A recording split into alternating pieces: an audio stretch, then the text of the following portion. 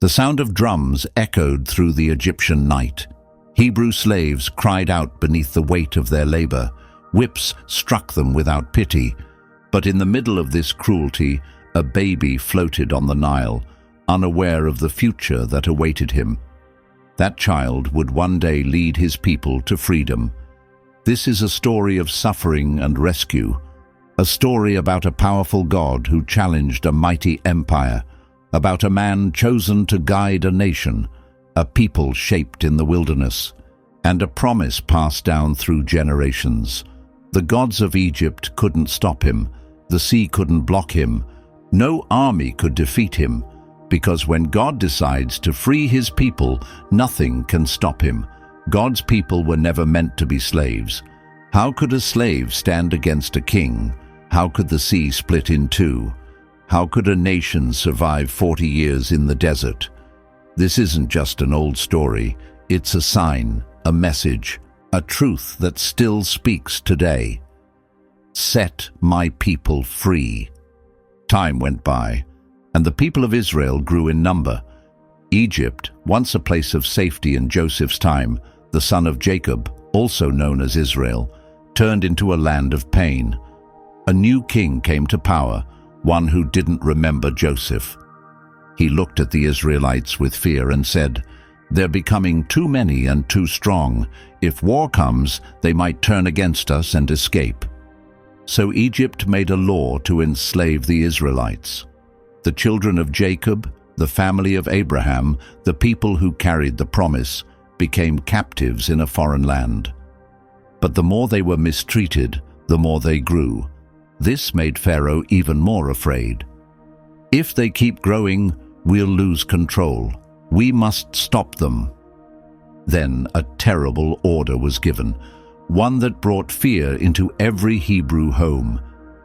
Every baby boy must be thrown into the Nile. Only the girls may live. In the middle of this grief, in a quiet home belonging to the tribe of Levi, a baby was born, a child who would change the course of history. His name would be Moses. "I won't let them take him," his mother thought. "I'll hide him, even if it costs me everything." For 3 months, she kept her son hidden. Every little noise put his life in danger, but eventually she couldn't hide him anymore. So she made a hard decision. She crafted a basket, made it waterproof with tar, and gently placed her baby inside. Miriam, Moses' sister, leaned in and asked softly, "Mother, what are you going to do?" "I will trust God with his life," she replied. The small basket drifted along the Nile, through tall grass and dangerous waters, where many Hebrew babies had been thrown before. But this child was protected. God had a plan for him. Soon, Pharaoh's daughter came down to the river. She noticed the basket tucked among the reeds. When she opened it, the baby began to cry. Her heart was touched. "This is a Hebrew baby," she said, "but I will raise him as my son." And so, the boy who would one day rescue Israel grew up in the royal palace of Egypt. He received the finest education and lived as a prince. But inside, he was not Egyptian. His heart belonged to another people, his true people. And one day, that truth would hit him hard. Moses grew up in luxury, surrounded by wealth and knowledge. He studied Egyptian science and learned how to fight like a warrior. He wore the clothes of royalty, but he didn't belong. He was meant for something more. And then, the day came when everything changed. One afternoon, Moses went out to see the people of Israel. He walked among the slaves, saw their worn hands and tired faces, soaked with sweat and sorrow. Then he witnessed a terrible sight, an Egyptian taskmaster beating a Hebrew man without mercy. Again and again, the whip struck.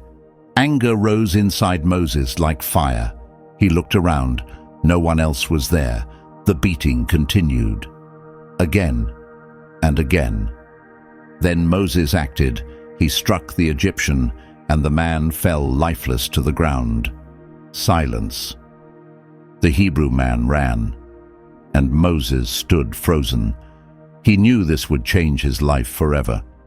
He hid the body in the sand and escaped. The next day, Moses saw two Hebrews fighting.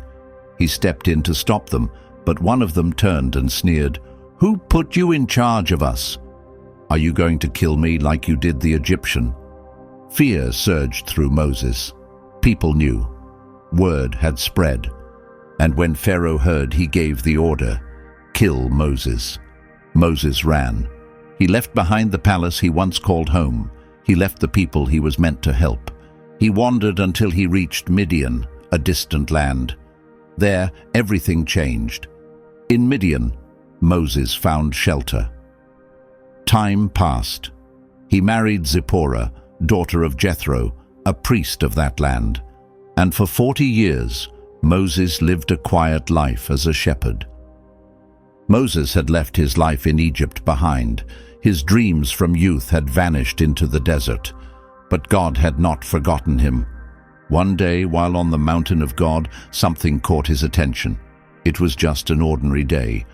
He was guiding his sheep along the slopes of Mount Horeb. That's when he noticed it. A bush burning with fire, but it wasn't turning to ash. Curious, Moses stepped closer. Then, out of the flames, a voice called to him, "Moses, Moses!" "Here I am. Don't come any closer. Take off your sandals. This is holy ground." Moses dropped to his knees and covered his face. He knew this voice. It was God, the God of Abraham, Isaac, and Jacob. Moses shook with fear, but God had more to say. "I've seen how badly my people are treated in Egypt. I've heard their cries, and I've come to rescue them and take them to a land rich and full of life. And I am sending you to Pharaoh. You will lead my people out of Egypt." Moses looked up. The bush still burned. The voice filled his ears, but fear held him back. "Lord, why me? How can I face Pharaoh? How can I lead Israel?" "I'll be with you," God answered. "And here's your sign. After you bring them out, you will worship me on this very mountain. And if they ask who sent me, what should I say? Tell them, I am who I am. Tell them, I am has sent me to you." Moses bowed low. He was a man who had run from Egypt, left everything behind. He had no army, no influence, and now he had a mission that seemed impossible. But he also had God's promise. God would go with him, and all Egypt would see the power of Israel's God. Moses left Mount Horeb, the fire still alive in his thoughts. God's voice still rang in his heart. But the mission ahead felt too big. He wasn't a leader, not a speaker, not a fighter. "Lord, I'm not good with words. I never have been. I speak slowly, and I stumble." "Who made the mouth?" God replied. "Who gives speech? Who gives sight? Isn't it me, the Lord? Now go. I'll help you speak and teach you what to say." "Lord, please, send someone else." Silence. But God didn't change his mind. "Your brother Aaron will speak for you, and take this staff. It will be the tool for the miracles I will do through you." So Moses left the desert and made his way back to Egypt. He had once escaped as a wanted man, but now he returned as a messenger chosen by God. With his brother Aaron beside him, he met with the elders of Israel and shared everything God had told him. The elders believed them. They knelt and praised God, thankful that he had not forgotten them. Then Moses and Aaron went to the palace of Pharaoh. Pharaoh looked at them with prideful eyes. He sat on a throne of gold and ivory, the symbol of Egypt's greatness. Compared to him, Moses and Aaron were nobody. But Moses stood firm and lifted his staff. He spoke with confidence, "This is what the Lord, the God of Israel, says, 'Let my people go, so they may worship me in the wilderness.'" The room went still. Then Pharaoh burst into laughter. "Who is this Lord? Why should I obey him? I don't know your God. and I will not let Israel go." Turning to his officials, Pharaoh said, "If they have time to talk about freedom, they clearly aren't working hard enough. Stop giving them straw for their bricks. Let them gather it themselves, but don't reduce their workload. If they fail, they'll be punished." The people's suffering worsened. Hebrew overseers were beaten, the weight of slavery became unbearable, and hope began to fade. Some of the Israelites blamed Moses. "You told us God would set us free, but now things are even worse." Moses cried out to God, "Lord, why have you let this happen? Since I spoke to Pharaoh, his cruelty has only grown. Where is your promise to rescue us?" God answered, "Now you will see what I will do. Pharaoh will be forced to let you go. I am the Lord, the God of Abraham, Isaac, and Jacob. With great power I will bring my people out of Egypt, and Egypt will know who I am." God gave Moses miraculous signs to perform. With these, Moses returned to face Pharaoh. But this time, he didn't go in weakness. He went with the authority of Israel's God. Moses and Aaron stood before Pharaoh again. Aaron spoke confidently, "The Lord says, let his people go." Pharaoh didn't budge. Arms crossed, he stared them down. Then Moses nodded to Aaron. "Aaron, throw down your staff." Aaron dropped it to the floor, and it turned into a snake. Pharaoh's advisors stepped back in fear, but Pharaoh only sneered. He called for his own magicians. "Is that all your God can do?" The Egyptian sorcerers threw down their staffs, and those too became snakes. But then something unexpected happened. Aaron's snake swallowed all the others. The priests were shaken, but Pharaoh refused to be moved. "This is just a trick," he said, "nothing more than simple magic." My answer is final. Israel will not leave. And with that, Egypt came under the weight of God's judgment. No army, no power could stop what was coming. Pharaoh stood against God, his heart stubborn and proud. He refused to listen, refused to surrender. Now God would no longer speak through words, but through signs, signs that Egypt would never forget. The first plague. Moses and Aaron went to the banks of the Nile, the river Egypt depended on, the symbol of its strength and life. But it would now turn against them. Moses warned, "This is what the Lord says, let his people go, or the waters of the Nile will turn into blood." Aaron raised his staff and struck the river. Instantly the water turned deep red, fish floated lifeless, and a terrible smell filled the air. People rushed to find clean water, but even wells and springs had turned to blood. Pharaoh wasn't moved. "My magicians can do this too." So his heart stayed hard, and he refused to release Israel. The second plague. God spoke again, "Raise your hand, and frogs will fill the land." Aaron did so, and frogs came pouring out. From rivers, ponds, and lakes. They invaded homes, jumped onto beds, hid in kitchens, even in food. Egypt was overrun. The land crawled with frogs. Pharaoh gave in, temporarily. "Ask your God to take away the frogs. If he does, I'll let your people go." Moses prayed, and the frogs died. But soon their rotting bodies stank throughout the land. When Pharaoh saw the crisis had passed, he changed his mind again. His heart hardened. Israel remained in chains. The third plague. Then God said, "Strike the ground, and the dust will become lice." Aaron obeyed. The dust rose like smoke, and when it settled, it turned into lice, covering every person and animal. The Egyptians were overwhelmed, scratching at their skin in pain. The magicians tried to copy the miracle, but they couldn't. Shaken, they turned to Pharaoh. "This isn't magic. This is the hand of God." But Pharaoh ignored them. His pride still held firm, and the people continued to suffer. The fourth plague. Then came the sound, a loud, relentless buzzing. Massive clouds of flies swarmed the skies. They flew into eyes and mouths, covered food and skin. It was chaos, but in Goshen, where the Israelites lived, not a single fly appeared. Pharaoh, now desperate, called for Moses. "Go worship your God," he said, "but stay within Egypt." Moses replied, "No, we must go into the wilderness, away from the cities." Pharaoh agreed, but warned, "Don't go too far." Moses prayed, and just as suddenly as they had come, the flies disappeared. But Pharaoh went back on his word. Again, his heart grew cold and stubborn. The fifth plague. God said, "I will send disease to strike Egypt's livestock, but the animals of Israel will be safe." The next day, Egypt's cattle began to die. Horses, sheep, oxen, whole herds collapsed.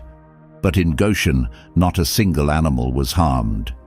Pharaoh saw the devastation with his own eyes, but still he would not let the people go. The sixth plague.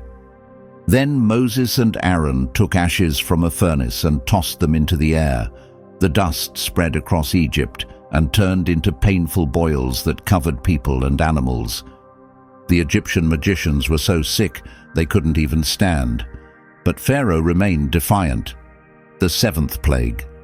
Moses lifted his staff, and the sky turned dark. A violent storm rolled in, hail and fire falling together. Trees were shattered, fields flattened, people and animals caught outside were killed. Egypt had never seen anything like it. Terrified, Pharaoh called for Moses. "I was wrong, I've sinned. Ask your God to stop this, and I'll let you go." Moses prayed. The hail stopped. But as always, Pharaoh's heart grew hard again.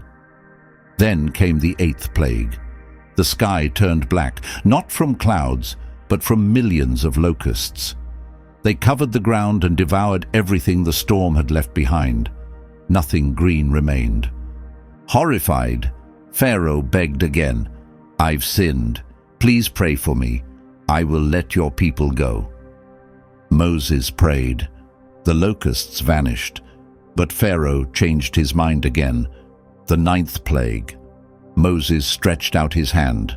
Darkness fell over Egypt, so thick it was as if the sun had vanished. For 3 full days no one could see. Lamps gave no light.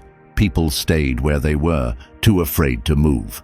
But in Goshen, where the Israelites lived, there was light. Pharaoh called for Moses one last time. "Go worship your God, but leave your animals here." Moses refused. "We must take everything with us." Pharaoh shouted, "Leave. If I ever see your face again, you'll die." "So be it," Moses replied. "You will never see me again." The 10th and final plague was near. A night was coming that would break Egypt completely. Death was on its way, and soon the land would mourn like never before. The plagues had devastated Egypt. The land was scorched, the animals gone. People were crushed by sorrow. But one final judgment was still to come. Egypt's darkest night was approaching. God spoke to Moses, "I will bring one more plague upon Egypt. After that, Pharaoh will not just let you go, he will force you to leave. At midnight, I will pass through the land. Every firstborn son in Egypt will die, from Pharaoh's heir to the lowest servant's child, even the firstborn of the animals, but Israel will be spared." The first Passover. God gave his people special instructions. That night would be remembered forever. Moses explained, "Each family must choose a perfect lamb and sacrifice it. Then they must take its blood and mark the doorframes of their houses. When judgment passes through Egypt, the blood will protect them." The people ate quickly, dressed for travel, their shoes on, staffs in hand, ready to leave, ready to be free. Night fell, and with it came silence. Then, in the stillness, the angel of death moved through the land. At midnight, a wave of horror swept across Egypt. Cries of grief filled the air. In every home, someone was lost. The firstborn of Pharaoh, the firstborn of the poorest servant, even the firstborn of the livestock. There was no house untouched by sorrow. The sound of mourning rose across the land. Pharaoh, broken and weary, whispered, "Go, leave my people now. Go worship your God just as you asked. Take your flocks, take everything, just go, and bless me too." And so, after 430 years in Egypt, the Israelites were finally free. The chains of slavery were broken. God had heard their cries, and Egypt would never forget. That final night had passed. The people who were once slaves now walked out as a free nation. Men, women, children, all moving together. From the elderly to the young, they carried their possessions and livestock.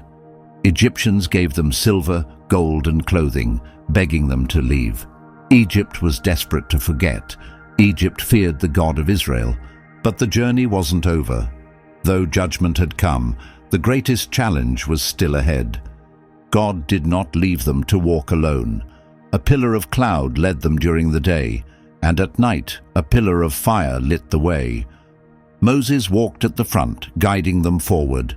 The promise lay ahead, but behind them danger returned. Pharaoh cried out, "What have we done? We let them go." He gathered his army, 600 of his best chariots, countless soldiers, Egypt's finest warriors. Burning with fury, Pharaoh chased after them.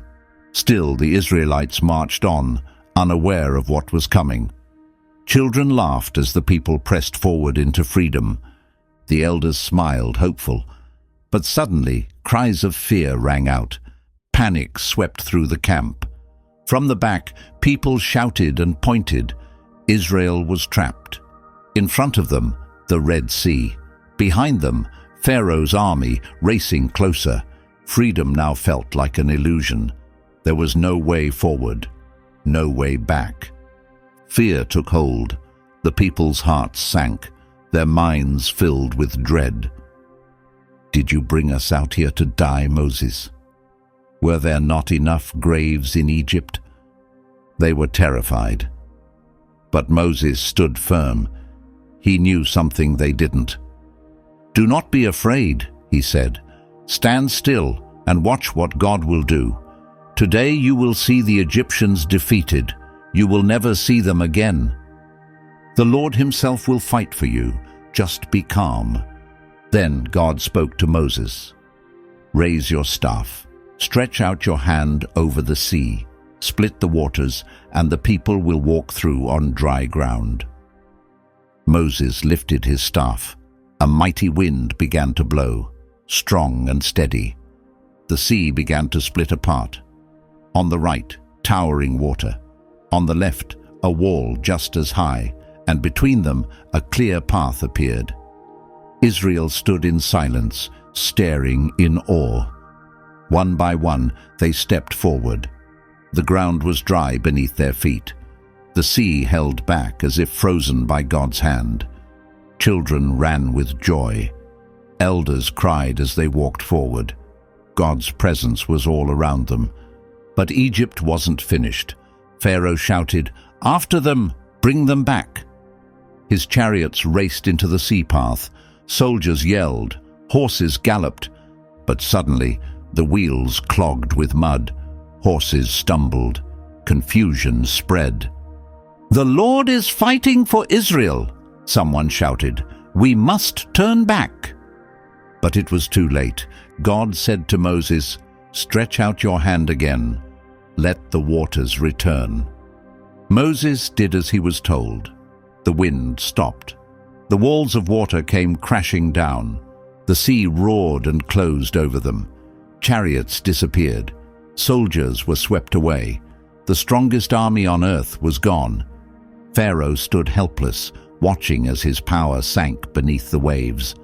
And on the shore, the Israelites stood, safe, free. The enemies they had feared were now lifeless in the water. The people of Israel saw the power of God, and in that moment their faith grew strong. They lifted their voices and sang with joy, "I will sing to the Lord." He had won a mighty victory, throwing both horse and rider into the sea. The Lord gave us strength and a reason to sing. He rescued us. The women danced with joy, and the elders shed tears of happiness. That day marked the end of Israel's slavery. That day, Egypt's power was broken. That day, God's greatness was seen by all the nations. Israel passed safely through the sea, leaving Egypt behind. But freedom was not just about leaving slavery. God didn't set them free only to wander. He chose them to belong to Him. And before they could enter the land He had promised, He would give them His law. At Mount Sinai, God would invite them into a lasting promise. 3 months after their escape from Egypt, the people reached the desert near Sinai and set up camp at the mountain's foot. God called out to Moses and said, "Come up to me, speak these words to Israel. You saw what I did to Egypt, how I carried you like an eagle carries its young. If you listen to me and keep our agreement, you will be my special treasure. You will be a nation of priests, set apart for me." Moses obeyed. He came down and gathered everyone. He shared everything God had said, and the people replied together, "We will do everything the Lord has told us." On the third day, the mountain began to shake. Thunder crashed across the sky. Lightning lit up the clouds, and a thick fog covered the mountain's peak. A powerful trumpet sound echoed from above. The people were filled with fear. The elders dropped to their knees. Children clung to their mothers. God came down in fire. Smoke wrapped around the mountain, and His voice thundered like a mighty roar that shook the ground. "I am the Lord your God, who brought you out of Egypt, out of slavery. You must not put any other gods before me. Do not make idols or worship them. Do not misuse my name. Keep the Sabbath day special. Respect your father and mother. Do not kill. Do not commit adultery. Do not steal. Do not tell lies. Do not desire what belongs to someone else." The people heard God's voice. They were filled with fear. Terrified, they backed away from the mountain. Then they begged Moses, "Moses, you speak with God and tell us what He says. But let Him not speak directly to us, or we will die." "Don't be afraid," Moses replied. "God is testing you so that you will respect Him and stay away from sin." That's how God gave His laws to Israel, a sacred promise, one that made them His chosen people. But their hearts were not ready to follow. And while Moses stayed on the mountain, the Israelites would face their first major challenge. Moses stayed there for 40 days and nights. During that time, God gave him the tablets of the law, carved by God's own hand. But back at the camp, the people's trust began to fall apart.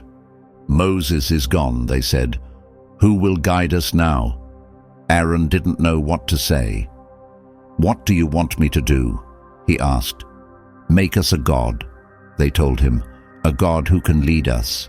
We don't know what happened to Moses." So Aaron collected their gold and shaped a golden calf. "Here is your God, Israel," he declared, "the one who brought you out of Egypt." The people went wild. They danced, ate, and worshipped the golden calf. But up on the mountain, God saw everything. "Go down, Moses. Your people have sinned. They've turned away from me." "Let me destroy them," God said. "I'll make a new nation from you." But Moses pleaded, "Lord, if you destroy them, others will say you freed them just to let them die in the wilderness. Please forgive them. Don't erase them." God listened to Moses, but the people's sin still had consequences. Moses came down the mountain. What he saw made him furious. The people were dancing and bowing before the idol. They had forgotten their true God. "Israel," Moses cried, "was it not the Lord who brought you out of Egypt? Did you not hear his voice on the mountain? How could you turn away so quickly?" In anger, Moses lifted the stone tablets and smashed them at the base of the mountain. Then he took the golden calf, burned it, crushed it into powder, stirred it into water, and made the people drink it. He shouted, "All who are loyal to the Lord, come to me." The tribe of Levi gathered around him. That day, God's judgment came upon those who had worshipped the idol.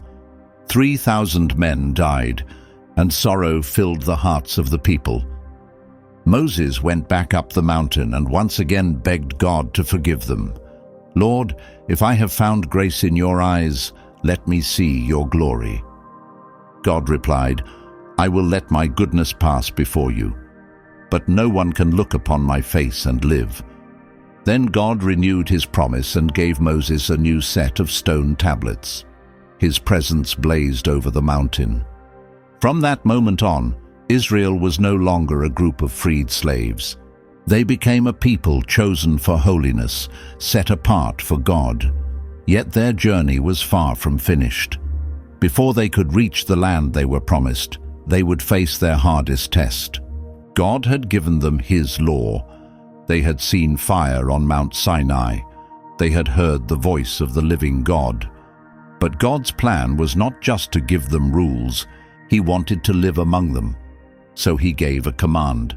"Tell Israel to build me a sacred tent so I can live among them. Follow every instruction I give. Use gold, silver, bronze, fine cloth, purple thread, acacia wood, and valuable stones. My presence will fill that place." Moses told the people, and they gave their offerings freely. God gave special skill to the craftsmen. Curtains were woven. The ark was carefully made. The lampstand was shaped. The altar was dedicated. And when the tabernacle was finished, God's presence came down to dwell there. A thick cloud covered the holy tent, and God's presence filled it so completely that even Moses couldn't go inside. During the day, the cloud stayed over the camp, protecting them. At night, fire appeared to light their way. When the cloud moved, the people followed. God was leading them. But even though he was right there among them, the hearts of the Israelites stayed stubborn. And soon they would face their biggest challenge yet. They left Mount Sinai behind. The promised land was close, but the journey ahead would put their faith to the test. God had taken them out of Egypt, but Egypt still lingered in their hearts. Their lack of trust would soon lead to serious consequences. They had barely begun their journey through the wilderness when complaints started. "We have no water," some said. "Did Moses bring us here just to die of thirst?" Moses turned to God for help. God responded by bringing water out of a rock. But soon after, the people cried out again. "There's no food. Back in Egypt we had plenty to eat, bread and meat." So God sent them food from heaven. Each morning, a layer of bread-like flakes appeared on the ground like dew. At night, flocks of quail arrived to fill the camp and feed the people. Still, they weren't satisfied. They kept complaining, kept resisting, and eventually their refusal to trust led to their downfall. Israel finally came to the edge of the promised land. They were one step away from entering, one step from receiving what God had promised. So Moses chose 12 men to scout the land. For 40 days they explored Canaan. When they returned, they brought back fruit from the land, but also something else. They brought back fear. "The land is rich," the scouts said, "but the people are giants. Their cities are strong, surrounded by walls we can't break. If we try to fight, we'll be destroyed." The people listened, and fear took hold of them. That same night, they turned against God. "Let's go back to Egypt," they cried. "We won't enter this land." But Joshua and Caleb stood up and said, "Don't be afraid. If God is pleased with us, He will give us this land. Don't turn against Him." The people didn't listen. Instead, they talked about stoning them. Just then, the glory of God appeared. "How long will these people reject me?" God asked. "They've seen my power, they've witnessed my miracles, yet they still refuse to believe." So God declared, "They will not enter the promised land. Their children will, but they will not. This generation will die in the wilderness. They will wander for 40 years. Moses fell to the ground in sorrow. The people cried out in grief. The decision was final. They would never step into the land God had promised. But rebellion didn't end there. In the desert, a man named Korah led an uprising. Along with 250 others, he challenged Moses. "Why should you be our leader?" they said. "We are all holy. Why do you place yourself above us?" Moses bowed in humility, but God gave his answer. "Tomorrow," he said, "I will show everyone who truly belongs to me." The next day, Korah and his followers stood at the entrance of the sacred tent. A crowd gathered. Moses spoke clearly. "If these men die like anyone else, then I am not sent by God. But if the ground opens and swallows them alive, then you will know they have defied the Lord." At that moment, the earth split apart. The ground gave way beneath them. Korah and his followers were swallowed whole. The people screamed and ran in fear. That day, Israel saw that God does not allow rebellion. Time passed. 40 years came and went. The old generation died out. A new one grew up under God's care. Slavery in Egypt was now a distant memory. The people stood once more at the edge of the promised land. But before they could cross the Jordan River, they needed one final lesson. Moses gathered all of Israel. Thousands came together, eyes fixed on him, hearts full of hope. Then Moses stood up and spoke to the people. "Listen, Israel," he said. "The Lord is our God. He is the only one. Love Him with all your heart, your soul, and your strength. These instructions I give you today must stay close to your heart. Teach them to your children. Talk about them at home. Whether you're lying down or getting up, keep them with you. Tie them to your hands. Let them be a mark on your forehead. The Lord is your God. There is no other." The people remained quiet. Moses wasn't just giving a message, he was giving a warning. "When you enter the new land, remember the Lord. Don't serve the gods of Canaan. Don't break the promise you made with him. If you forget him or turn away from his commands, trouble will come. But if you follow what he says, you'll be blessed more than any other people. You'll live in homes you didn't build. You'll gather crops you didn't plant. And the Lord will protect you, because He is your God and you belong to Him." Moses looked at the people, the children, the elders, the young, and he knew his journey was over. God had told him, "You won't cross the Jordan River. You won't enter the promised land. Climb Mount Nebo. Look at the land from a distance, but you won't go in." Moses had guided Israel for 40 years. He had seen God's power. He had spoken with God directly, but now it was time to hand over the leadership to someone else. God chose a new leader to guide the people of Israel into battle and help them claim the land He had promised. This leader was Joshua. In front of everyone, Moses brought Joshua forward. He placed his hands on him and said, "Be strong and brave. You will lead the people into the land that God has promised. The Lord will go ahead of you. He won't let you down or abandon you. Don't be afraid and don't give up." Joshua lowered his head in respect. The people stood quietly, watching. Israel now had a new leader. Moses had one final task, to climb the mountain, knowing he would not come back. Moses walked alone up Mount Nebo. The wind blew hard as he reached the top. From there, he looked out and saw the promised land, the Jordan River, the hills of Canaan, the very land God had sworn to give Abraham. Moses saw it with his own eyes, but he would not step into it.